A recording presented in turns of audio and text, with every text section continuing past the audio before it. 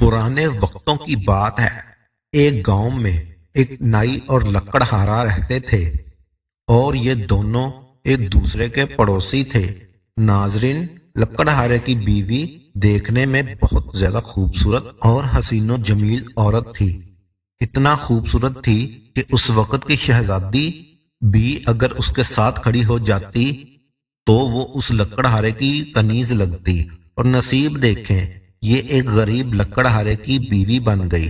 लेकिन वो औरत इस लकड़हारे के साथ भी बहुत खुश थी।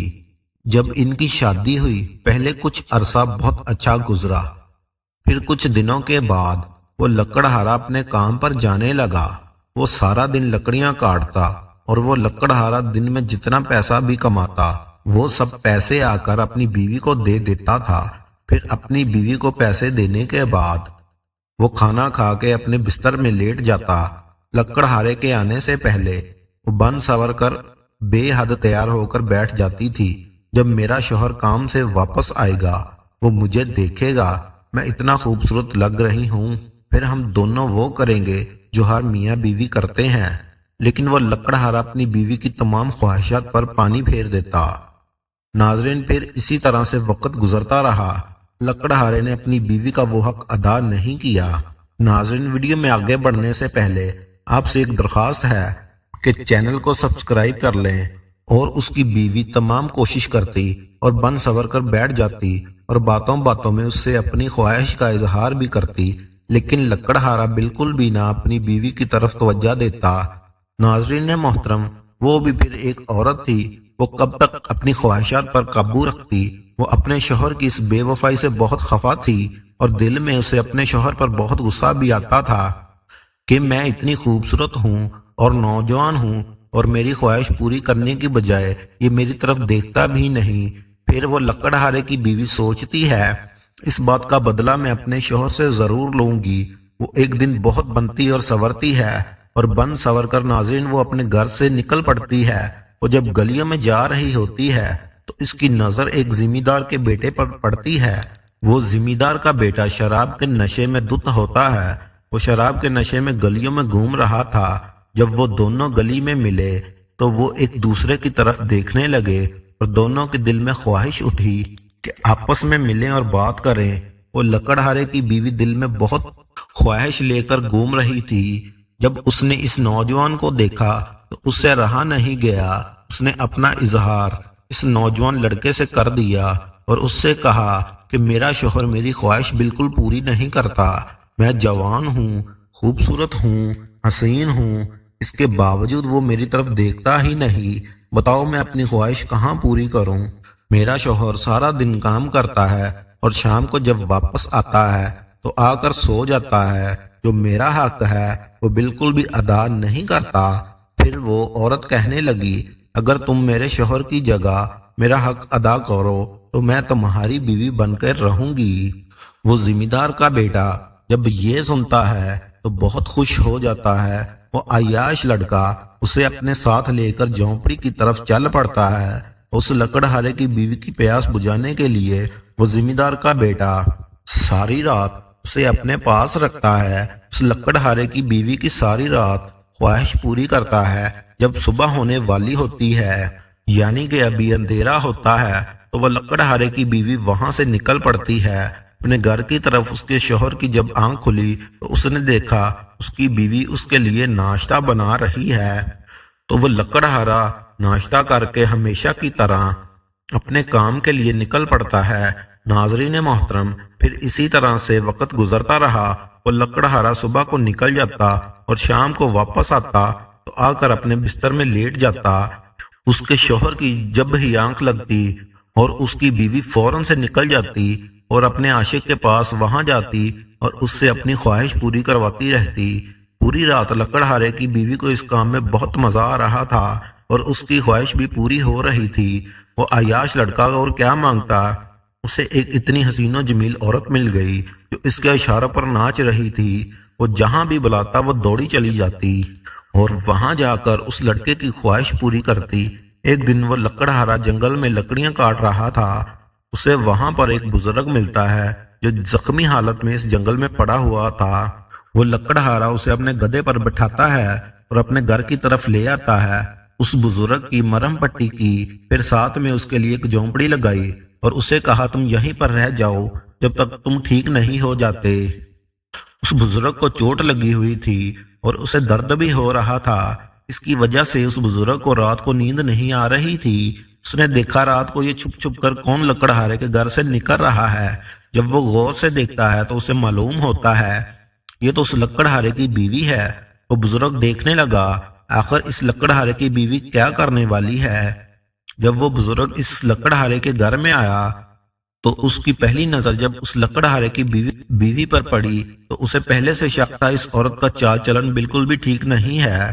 پھر وہ عورت ہمیشہ کی طرح وہ رات کو نکل گئی اور جب صبح ہونے والی تھی واپس اپنے گھر میں آ گئی۔ پھر ناظرین صبح ہو گئی، وہ لکڑہارا اٹھ گیا۔ پھر اس بزرگ نے لکڑہارے کو اپنی طرف بلایا تو وہ بزرگ اس لکڑہارے سے کہنے لگا تم آج رات بالکل مت سونا، تم بس سونے کی ایکٹنگ کرنا اور دیکھنا کہ تمہاری بیوی کہاں جاتی ہے۔ میں نے کل رات دیکھا تمہاری بیوی بہت بن سنور کر کہیں جا رہی تھی، مجھے چوٹ لگی ہوئی تھی، میں نے اس کا پیچھا نہیں کیا، یہ کام تمہیں کرنا ہے۔ وہ لکڑہارا اس بزرگ سے اور اپنی بیوی سے کچھ بھی نہیں کہتا، روز کی طرح اپنے کام کی طرف چل دیا۔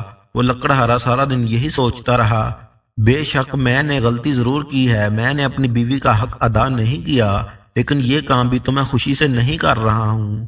اپنی بیوی کی خواہشات پوری کرنے کے لیے میں سارا دن محنت اور مشقت کرتا رہتا ہوں، یہ میری بیوی جو میرے ساتھ کر رہی ہے یہ بالکل غلط ہے۔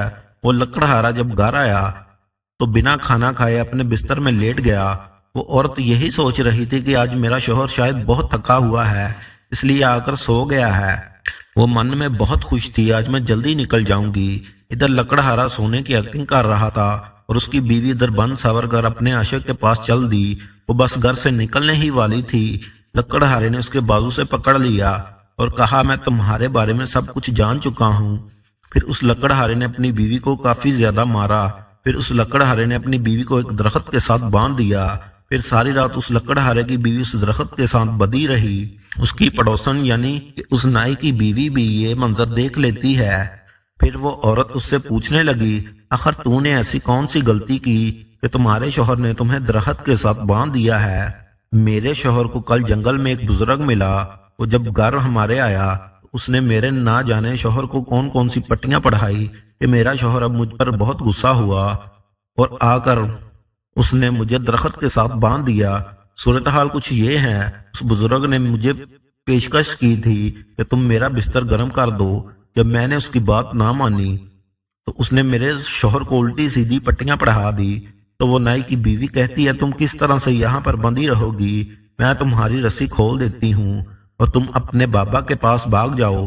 وہ لکڑہارے کی بیوی کہتی ہے میرا شوہر بار بار آ کر مجھے دیکھے یا کہیں میں نے رسی کھول تو نہیں دی، اگر تم نے میری رسی کھولی تو وہ میرے پیچھے آئے گا اور مجھے پھر سے مارے گا۔ پھر نائی کی بیوی کہنے لگی ایسے میں تم کیا کرو گی؟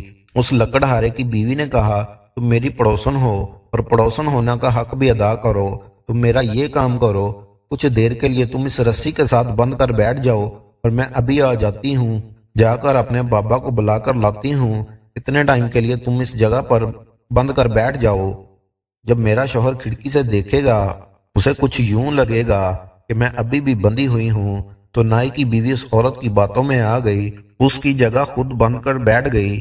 جب نائی کی بیوی نے اس کی رسی کھولی تو وہ فوراً سے گھوڑے پر بیٹھی اور اپنے عاشق کے پاس چل دی۔ ادھر نائی کی بیوی درخت کے ساتھ بندھی ہوئی تھی۔ پھر لکڑہارے کو اپنی بیوی پر ترس آنے لگا کیونکہ باہر بہت زیادہ ٹھنڈ تھی۔ اس نے سوچا کہ اس کی رسی کھول کر اسے واپس گھر لے آتا ہوں۔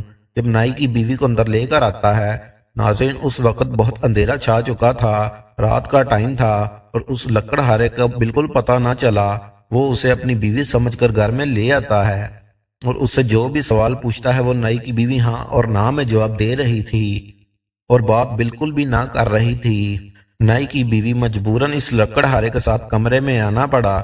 نائی کی بیوی بہت ڈری ہوئی تھی کہ اگر میں نے اسے سچائی بتا دی کہ میں نائی کی بیوی ہوں تو یہ فوراً جائے گا اور جا کر میرے شوہر کو ساری صورتحال بتا دے گا۔ وہ اس ڈر سے چپ تھی۔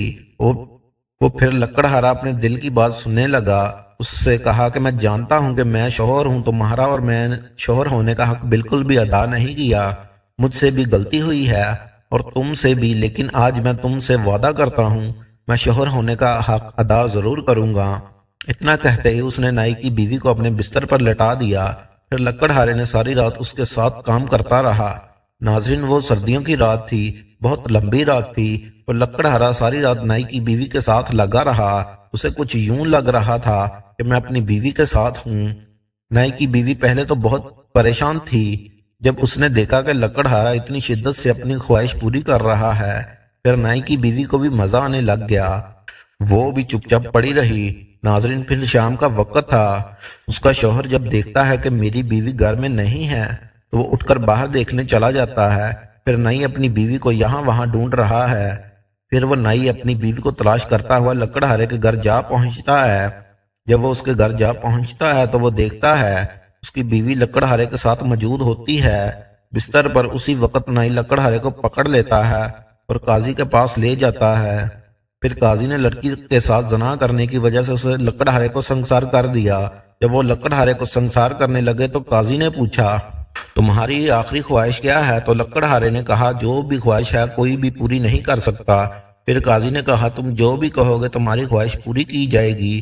پھر لکڑہارے نے کہا، میں جانتا ہوں حضور میری خواہش پوری نہیں کی جائے گی، اس لیے میں نہیں بتا رہا۔ اگر قاضی صاحب آپ قرآن کا حلف اٹھائے تو اس کے بعد ہی میں بتاؤں گا۔